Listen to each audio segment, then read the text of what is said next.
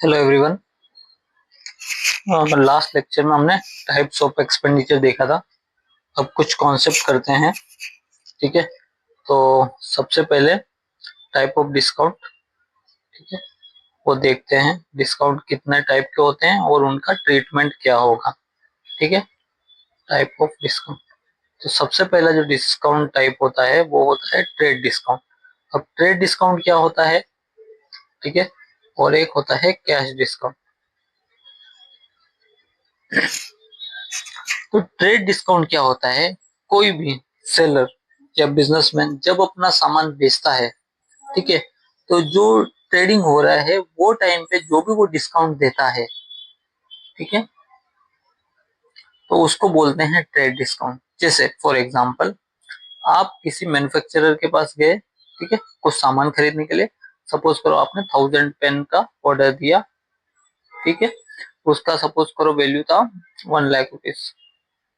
ठीक है, ये वैल्यू 1 लाख कहाँ से आता है? या तो एमआरपी रहेगा उसका, या उसको लिस्ट प्राइस बोलते हैं हम। ठीक है, लिस्ट प्राइस या कैटलॉग प्राइस, जो प्राइस उसने लगा के रखा है जनरल सबके लिए। ठीक है, तो इसके ऊपर वो कुछ डिस्काउंट देता है। ठीक है, सपोज करो उसने 5,000 का डिस्काउंट किया, तो अभी आपको कितना देना? 95,000। तो ये कैटलॉग प्राइस या एमआरपी या लिस्ट प्राइस के ऊपर जो भी डिस्काउंट देता है ट्रेडर, ठीक है, उस डिस्काउंट को बोलते हैं हम ट्रेड डिस्काउंट। ठीक है, तो अब ये ट्रेड डिस्काउंट सबके लिए होता है। जो भी जाएगा लिस्ट प्राइस जो भी रहेगा उसका, या कैटलॉग में जो प्राइस लिखा हुआ है उसके ऊपर डिस्काउंट सबको मिलेगा। तो ये डिस्काउंट जनरली सबके लिए होता है। ठीक है, इसको हम बोलते हैं ट्रेड डिस्काउंट। और इसका ट्रीटमेंट कैसे होगा? सपोज करो 100 रुपए की आइटम थी, आपको 95 रुपीज में मिली।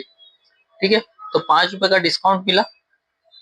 ठीक है, लेकिन आपका वैल्यू जो दिखेगा बुक्स में, जैसे सेलर अपना सेल कितने पे बुक करेगा? 95 रुपीज पे। वो डिस्काउंट को इग्नोर करेगा, नेट वैल्यू के ऊपर अपना रिकॉर्ड करेगा ट्रांजेक्शन। सिमिलरली परचेजर भी 95 रुपीज पे रिकॉर्ड करेगा ट्रांजेक्शन को। अब दूसरा डिस्काउंट होता है कैश डिस्काउंट। ये डिस्काउंट कब मिलता है? On immediate payment. ठीक है, आप सेलर के पास गए, आपने बोला मुझे एक टीवी खरीदना है, ठीक है, लेकिन मैं पेमेंट 15 दिन के बाद दूंगा। ठीक है, सपोज करो वो टीवी का कॉस्ट था 20,000 का। ठीक है, और उसका टर्म था 15 दिन के बाद आपको पेमेंट करना है। ठीक है, तो क्रेडिट पे आप टीवी लेके आ गए। ये नॉर्मल ट्रांजेक्शन हो गया। लेकिन सेलर बोलता है कि अगर आप 15 दिन के बाद नहीं और मेरे को अभी इमीडिएटली पेमेंट कर देते हो, ये ठीक है, टीवी के लिए मुझे इमीडिएटली पेमेंट कर देते हो, तो मैं आपको ये टीवी 18,000 में दे दूंगा। मतलब सेलर ने क्या किया? इमीडिएट कैश पेमेंट उसको आ जाए, तो उसकी वजह से उसने डिस्काउंट दिया। ये सिर्फ तभी मिलेगा जब आप इमीडिएटली पेमेंट करोगे, नहीं तो नहीं मिलेगा। नहीं तो ये 20,000 का 20,000 में मिलेगा, बट आप अभी पेमेंट करोगे तो 18,000 मिलेगा। तो ये 2,000 रुपए का ये जो डिस्काउंट दिया है, इसको डिस्काउंट को बोलते हैं कैश डिस्काउंट। और since this amount is a loss to the seller, आज उसने बेचा, इमीडिएट कैश मिल गया, बट उसको लॉस हो गया 2,000 रुपए का। ठीक है, ये लॉस हो गया है, इसके लिए इसको उसके बुक्स में रिकॉर्ड करना पड़ेगा। तो वो सेल कितने पे रिकॉर्ड करेगा? 20,000 के ऊपर, और 2,000 का डिस्काउंट बोल के, loss on discount given, loss on cash discount given, वो एक अलग से बुक करेगा। तो उसको आइडेंटिफाई होगा कि मैंने 20,000 का सेल किया था, लेकिन उसमें से 20,000 के सामने मुझे 2,000 का डिस्काउंट देना पड़ा, क्योंकि मैंने उसको इमीडिएटली पेमेंट मांग दिया था। ठीक है, उसकी वजह से मेरे को डिस्काउंट देना पड़ा। तो ये सेपरेटली दिखेगा आपको बुक्स में। ठीक है, आपके क्वेश्चन में जैसे ही क्वेश्चन आएगा, जनरली उसमें लिस्ट प्राइस दिया रहेगा या कैटलॉग प्राइस दिया रहेगा। ठीक है, उसके ऊपर पहले वो ट्रेड डिस्काउंट बोलेगा, तो हमेशा ट्रेड डिस्काउंट पहले डिडक्ट होता है। ठीक है, तो जो भी अमाउंट रहेगा उसके ऊपर सबसे पहले हम कैलकुलेट करेंगे ट्रेड डिस्काउंट। जो भी नेट बैलेंस बचा, जैसे अपने केस में 100 रुपए का ये था, ठीक है, 5 रुपए का ट्रेड डिस्काउंट दे दिया, तो 95 रुपीज नेट बैलेंस बचा। तो कैश डिस्काउंट जो भी परसेंटेज बोलेगा वो इसके ऊपर कैलकुलेट होगा। इसके ऊपर अगर क्वेश्चन में लिखा है 5% ट्रेड डिस्काउंट है, तो सबसे पहले 5% डिडक्ट करो, फिर जो 95 बचा उसके ऊपर कैश डिस्काउंट कैलकुलेट करो। ठीक है, समझा? सबसे पहले ट्रेड डिस्काउंट लेस करने का, फिर कैश डिस्काउंट लेस करने का। यहाँ पे एक बार देख लो, वही लिखा है यहाँ पे, it is an allowance given on catalogue price और लिस्ट प्राइस ऑफ गुड। और ये है, it is amount deducted from the final amount due at the time of receipts ठीक है। ये concession given for encouraging prompt payment, तो prompt payment करोगे तो उसका कंसेशन मिलेगा डिस्काउंट के फॉर्म में, उसको बोलते हैं कैश डिस्काउंट। अब सॉल्वेंट इंसॉल्वेंट क्या होता है? सॉल्वेंट इंसॉल्वेंट करते हैं। सॉल्वेंट इंसॉल्वेंसी ना एक सिचुएशन को दिखाता है, ठीक है। तो सॉल्वेंट क्या होता है, इंसॉल्वेंट पर्सन क्या होता है, वो हम देखते हैं, ठीक है। सबसे पहले हम एक काम करता हूं, मैं लिख देता हूँ सॉल्वेंट इंसॉल्वेंट। हम इंसॉल्वेंट समझेंगे, आपको सॉल्वेंट इजीली समझ में आ जाएगा, ठीक है। सपोज करो, ठीक है, कोई बिजनेस है एबीसी लिमिटेड, या कोई पर्सन ले लो, एक्स पर्सन, ठीक है। ये एक बिजनेस चला रहा है, ठीक है, और इसके पास कुछ तो असेट्स है। असेट्स क्या होते हैं, जैसे उसके बिजनेस में कुछ मशीनरी लगे हुए हैं, फर्नीचर्स लगे हुए हैं, उसको कहीं से लोगों से पैसे आने बाकी है, डेटर्स वगैरह, तो जहां जहां से उसको पैसे आ सकते हैं वो सारे उसके असेट्स है। ऐसे असेट जिससे फ्यूचर वैल्यू डिटरमाइन हो सकता है या डिराइव हो सकता है फ्यूचर में कैश, वो सारे के सारे असेट्स होते हैं, ठीक है। और उसके पास कुछ लाइबिलिटीज है। लाइबिलिटीज मतलब जहां पे उसको पेमेंट करना है, जैसे उसने लोन लेके रखा है, ठीक है, लोन लेके रखा है तो लोन तो रिपे करना पड़ेगा, तो वो उसके लिए क्या हो गई, लाइबिलिटी हो गई, ठीक है। तो सपोज करो उसका असेट्स का वैल्यू 100 रुपए है, ठीक है। आज वो अपना सारा सामान बेच देगा या उसके पास बैंक में कुछ बैलेंस है, एफडी है, तोड़ वगैरह देगा, सब कुछ कर देगा, तो उसके पास 100 रुपए आने वाले हैं, ठीक है। लेकिन उसको जो चुकाना है लोन, या बाहर उसके क्रेडिटर्स पड़े, क्रेडिटर्स को पेमेंट करना है, वो सब चुकाने का उसका 150 रुपये बनता है, ठीक है। तो अभी उसके असेट सफिशिएंट है क्या उसकी लाइबिलिटी को चुकाने के लिए? नहीं है ना। तो अभी ये लाइबिलिटी है वो पूरी तरह ये असेट से कवर नहीं हो सकती। अगर वो 100 रुपीज आने के बाद इनको दे भी दे तो 50 रुपये फिर भी बच जाएगा। तो ये जो पर्सन है या ये जो कंपनी है वो इंसॉल्वेंट है, वो अपना लोन लाइबिलिटी नहीं चुका सकता अपने असेट से, ठीक है। तो असेट उसके कम है लाइबिलिटी से, तो वो इंसॉल्वेंट हो गया। सॉल्वेंट सिमिलरली उसका अपोजिट, ठीक है, उसके पास असेट ज्यादा है लाइबिलिटी से, उसके पास 150 रुपए के असेट है, लाइबिलिटी उसको 100 रुपए ही चुकानी है, तो वो पर्सन सॉल्वेंट हो गया, ठीक है। वही है यहाँ पे, if person assets are more than his liability he is called as an solvent person. और इंसॉल्वेंट में opposite liabilities are more than his assets, he is said to be insolvent person. अभी अकाउंटिंग ईयर क्या होता है? Accounting year, accounting year 12 month का एक period होता है, 12 मंथ का पीरियड, ठीक है, उसको हम अकाउंटिंग ईयर बोलते हैं। तो जो भी अकाउंटिंग होगी वो 12 महीने के पीरियड में हम देखते हैं। एक साल हो गया, उसमें क्या प्रॉफिट होगा क्या लॉस होगा, हम जनरली ये अकाउंटिंग पीरियड यूज करते हैं। अभी इंडिया में वो अकाउंटिंग पीरियड जो चलता है वो 1 अप्रैल से लेके 31 मार्च का चलता है, फाइनेंशियल ईयर बोलते हैं इसको हम, ठीक है। आप फॉरेन में देखोगे तो वो कैलेंडर ईयर फॉलो करते हैं, 1 जनवरी से लेके 31 दिसंबर तक। तो ये फॉरेन में यूज होता है, ये इंडिया में यूज होता है। बट आपको एकेडमिकली ऐसे ही अकाउंटिंग ईयर भी आ सकते हैं, आपको एक साल दिया रहेगा वो कैलेंडर ईयर हो सकता है, 1 जनवरी टू 31 दिसंबर, या फाइनेंशियल ईयर भी हो सकता है जो जनरली इंडिया में फॉलो होता है 1 अप्रैल से 31 मार्च। जैसा भी है ये 12 महीने का पीरियड होगा, अप्रैल से मार्च ले लो या जनवरी से दिसंबर ले लो, इसको हम बोलते हैं अकाउंटिंग पीरियड। ये 12 महीने का एक पीरियड होता है, ठीक है। उसके बाद हम देखते हैं ट्रेडिंग कंसर्न क्या होते हैं, नॉट फॉर प्रॉफिट कंसर्न क्या होते हैं। नाम में आप देखोगे तो समझ जाएगा, नॉट फॉर प्रॉफिट। पहले चलो ट्रेडिंग कंसर्न देख लेते हैं। ट्रेडिंग कंसर्न क्या होते हैं, आप ऑब्जेक्टिव देखोगे ना समझ जाएगा। इनका ऑब्जेक्टिव क्या होता है, प्रॉफिट कमाना, ठीक है। तो ऐसे बिजनेस, सारे बिजनेस का ऑब्जेक्टिव प्रॉफिट कमाना ही होता है, धंधा उसी लिए करते हैं कि प्रॉफिट मिले। तो जो जो ऐसे ट्रेडिंग कंसर्न है, बिजनेस एंटिटीज है, बिजनेसेस है, कंपनीज है, जिनका ऑब्जेक्ट प्रॉफिट है, उसको हम ट्रेडिंग कंसर्न बोलते हैं। ठीक है, जैसे कोई भी आप कंपनी ले लो, रिलायंस ले लो, टाटा ले लो, अडानी ले लो, सबका ऑब्जेक्टिव है प्रॉफिट कमाना, ये सारे ट्रेडिंग कंसर्न है। फिर नॉट फॉर प्रॉफिट कंसर्न क्या हो गए, जिनका ऑब्जेक्टिव प्रॉफिट नहीं है, लेस नहीं, प्रॉफिट ही नहीं है, उनको सोसाइटी को सर्विस देना है या चैरिटी करना है, तो ऐसे सारे, इनको एनजीओ भी बोलते हैं शॉर्ट में। ठीक है, इनका ऑब्जेक्टिव प्रॉफिट कमाना नहीं होता, जैसे हॉस्पिटल्स हो गए, स्कूल्स हो गए। अभी आज के सिनेरियो में ये सब प्रॉफिट कमाने में लगे हैं, बट ट्रेडिशनली ऐसा नहीं था, इनका ऑब्जेक्टिव प्रॉफिट कमाना नहीं होता था, ये सोसाइटी को सर्विस देते थे। ठीक है, तो ऐसे सारे कंसर्न्स को नॉट फॉर प्रॉफिट कंसर्न बोलेंगे हम। ठीक है, तो समझ गए ये डिफरेंस, ट्रेडिंग क्या होता है, नॉट फॉर प्रॉफिट कंसर्न क्या होता है।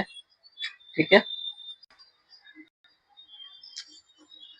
नेक्स्ट पॉइंट, गुडविल देखते हैं हम, गुडविल क्या होता है। Sorry, goodwill. गुडविल आपने नाम तो बहुत सुना होगा, लेकिन होता क्या है वो। ठीक है, उसका हम जनरली बोलते हैं उसका गुडविल बहुत अच्छा है, उसका रेपुटेशन बहुत अच्छा है, वो कैसे आता है, क्यों आता है। ठीक है, और गुडविल का अकाउंट्स में क्या लेना देना है, क्योंकि गुडविल को आप ना रूपी टर्म में या नंबर्स के टर्म में नहीं देख सकते, डिराइव भी नहीं कर सकते। अलग अलग फॉर्मूलाज है उसको डिराइव करने का, that's a separate thing, but आप एस्टिमेट ही कर सकते हो, आप एग्जैक्टली नहीं बता सकते कि उसका गुडविल कितना है। तो गुडविल जनरली क्या होता है, ये इंटेंजिबल है। अभी इंटेंजिबल क्या होता है, हम इसको सिर्फ महसूस कर सकते हैं, हम देख नहीं सकते।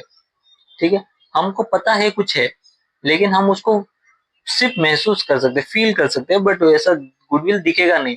जैसे अपना मशीनरी है वो दिख सकते हैं, वो टेंजिबल असेट्स होते हैं, गुडविल इंटेंजिबल होता है। तो कुछ इंटेंजिबल एट्रीब्यूट्स होते हैं बिजनेस के, उनको हम गुडविल बोलते हैं। अब ये इंटेंजिबल एट्रीब्यूट्स क्या हो सकते हैं, बहुत सारी चीजें हो सकती है। जैसे आप ना, कोई एक कंपनी है, सपोज करो जैसे रिलायंस ले लेते हैं, रिलायंस काफी टाइम से इंडिया में काम कर रहा है, काफी बड़ा है, सबको पता है रिलायंस क्या करता है। तो ये क्या करता है, एक मोबाइल इंपोर्ट करता है चाइना से। ठीक है, सपोज करो 5000 का वो मोबाइल था, इंपोर्ट करता है और ये अपना ब्रांडिंग कर देता है उसके ऊपर, रिलायंस लगा देता है। तो ये ब्रांडिंग की वजह से क्या होगा ना, ये जो मोबाइल फोन है 5000 का, वो उसको आराम से 10,000 में बेच पाएगा। सिमिलरली एक लोकल शॉपकीपर है, ठीक है, वो सेम मोबाइल इंपोर्ट करेगा 5000 का चाइना से, और वो उसी ब्रांडिंग के साथ बैठेगा बेचेगा, तो उसको शायद 6,000 या 7,000 रुपये मिलेगा। क्यों ऐसा हो रहा है, क्योंकि रिलायंस का ब्रांड वैल्यू इसके साथ ऐड हो गया। ठीक है, तो वो ऐड हो गया, इसके लिए उसको प्रीमियम मिल रहा है सेम प्रोडक्ट का। तो रिलायंस ने इतने सालों से जो अपना गुडविल अर्न किया है, उसका ब्रांड वैल्यू बनाया है, उसकी वजह से ये डिफरेंस है। ये भी कुछ डिफरेंस नहीं कर रहा है, ये लोकल शॉपकीपर भी वही कर रहा है, रिलायंस भी वही कर रहा है, लेकिन क्योंकि उसका ब्रांड वैल्यू इतना बढ़िया है, वो प्रीमियम फेच कर सकता है मार्केट से। तो ऐसे बहुत सारी चीज होती है, जैसे कई कई टाइम पे ना लोकेशन का एडवांटेज होता है। जो दो शॉप है सपोज करो, तो एक का लोकेशन इतना प्रीमियम है या इतना बढ़िया लोकेशन है कि वहां पे उसका सेल बहुत ज्यादा होगा, और सेम बिजनेस दूसरी जगह नहीं चलेगा। ऐसे बहुत सारे लोकेशन के एडवांटेजेस होते हैं। फिर स्किल्स होता है, जैसे होटल्स के बिजनेस में ना, शेफ किसी का काफी अच्छा खाना बनाता है, किसी का शेफ, और सेम टाइप का खाना दूसरे होटल में लोगों को पसंद नहीं आता, एक जगह भीड़ लगी रहेगी, एक जगह नहीं लगी। तो वो जो स्किल है, वो भी एक गुडविल है। इंटेंजिबल एट्रीब्यूट से दोनों एक तरीके का खाना बना है, लेकिन एक में स्वाद है, एक में नहीं है। तो वो जो एट्रीब्यूट्स है, इंटेंजिबल एट्रीब्यूट, जो आप देख नहीं सकते लेकिन आप फील कर सकते, तो वो सब टाइप के जो ये है इंटेंजिबल एट्रीब्यूट्स, उनको हम गुडविल बोलते हैं। ठीक है, उनको अकाउंटिंग टर्म में कैसे लेंगे, वो आगे आपको पता चलेगा, बट आपको समझा गुडविल क्या होता है।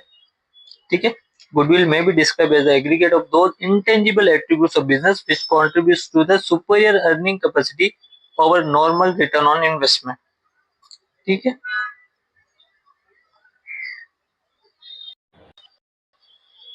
अभी कुछ छोटे छोटे टॉपिक्स है, प्रॉफिट और लॉस, असेट्स, लायबिलिटीज, नेटवर्थ देख लेते हैं फटाफट। ठीक है,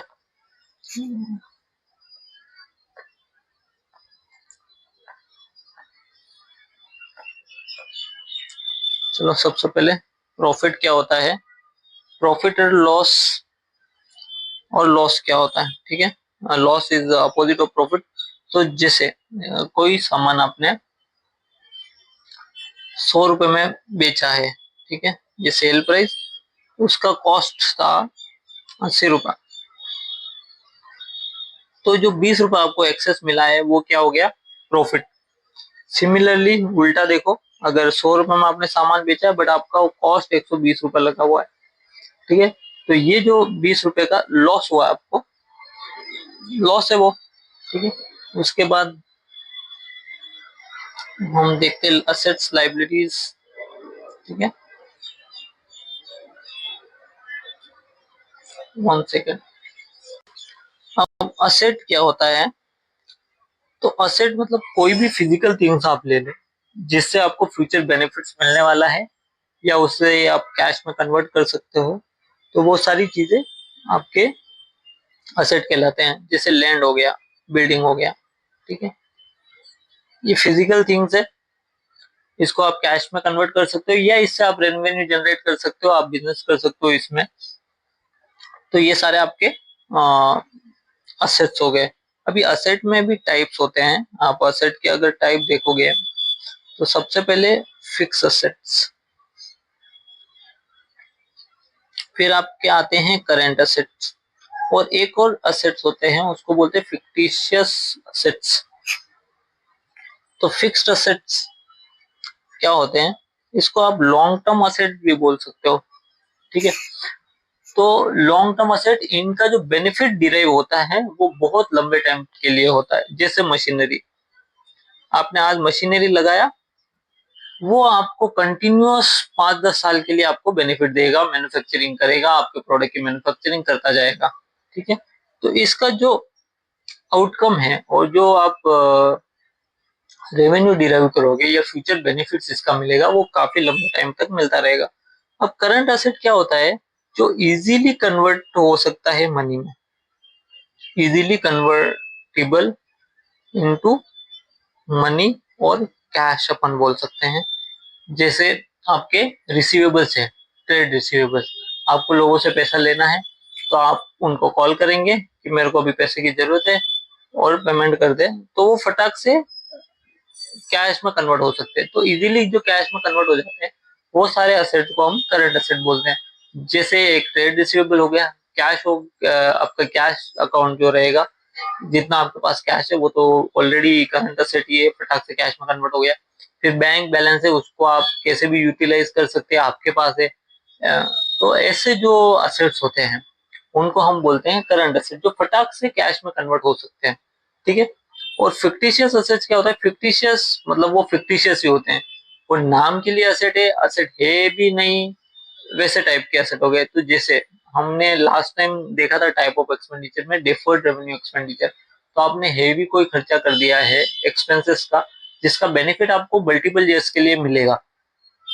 ठीक है, तो उसका जो एडिशनल अमाउंट पेमेंट किया जो इस ईयर के लिए रिलेट नहीं करता, वो आगे के सालों के लिए, तो उसको हम फिक्टिशियस असेट्स में पार्क करके रखते हैं। उसको हर साल जितना जितना बेनिफिट मिलता है उसको हम उतना निकालते रहते हैं वहां से। तो वैसे टाइप के जो असेट्स है वो सब फिक्टिशियस असेट्स होते हैं। असेट जैसे दिखेंगे आपको बट है नहीं, वो मतलब पेमेंट आप कर चुके हैं ऑलरेडी, तो उसको हम सिर्फ ये यहाँ पे पार्क करके रखते हैं क्योंकि उसका बेनिफिट मल्टीपल ईयर्स में मिलने वाला है। तो ठीक है, fix asset, current asset, fictitious asset समझ गया। एक बार देख लेते हैं फिक्स असेट क्या होता है। The asset which gives long term benefit to the business are known as fix asset. ठीक है, ये सब फिक्स असेट है। Current assets which are held in the business for the operating year and can be converted into cash at very easily are called as current assets, easily convert हो जाते हैं। fictitious assets क्या होता है, these assets are not represented by tangible possession or property। तो tangible नहीं मतलब land, building, machinery वो नहीं है, टेंजिबल नहीं है वो। They are imaginary asset but do not have realisable value. इसका रियलाइजेबल वैल्यू कुछ नहीं है, आपने ऑलरेडी खर्चा कर दिया है, जैसे deferred revenue expenses like advertisement paid for 4 year. तो वो 3 साल के लिए आपको इधर पार्क करके रखना पड़ेगा फिक्टिशियस एसेट में, उसको फिक्टिशियस एसेट बोलते हैं। अब लाइबिलिटीज क्या होती है, अब आ जाते हैं लाइबिलिटीज पे। लाइबिलिटीज, वन सेकेंड, क्या हो गया। तो लाइबिलिटीज क्या होता है, अमाउंट पेएबल, आपको अमाउंट पे करना है किसी एक्सटर्नल पर्सन को, वो सारे अमाउंट को हम लाइबिलिटीज बोलते हैं।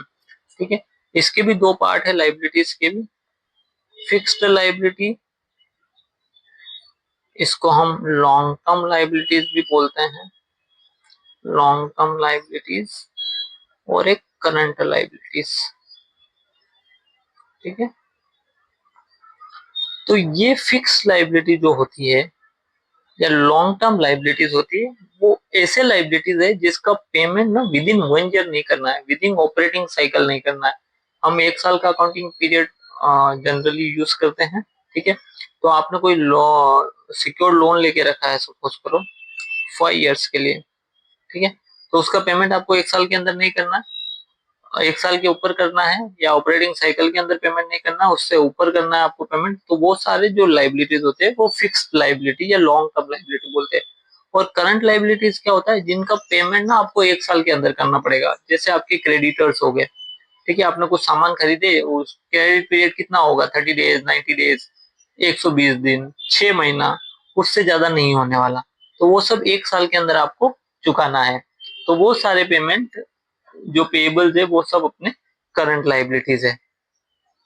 ठीक है, तो fix liability, it may be in the form of capital, secure loan, long term loan from banks, financial institutions. तो ये फिक्स टाइम के लिए होता है, लॉन्ग टर्म नेचर होता है।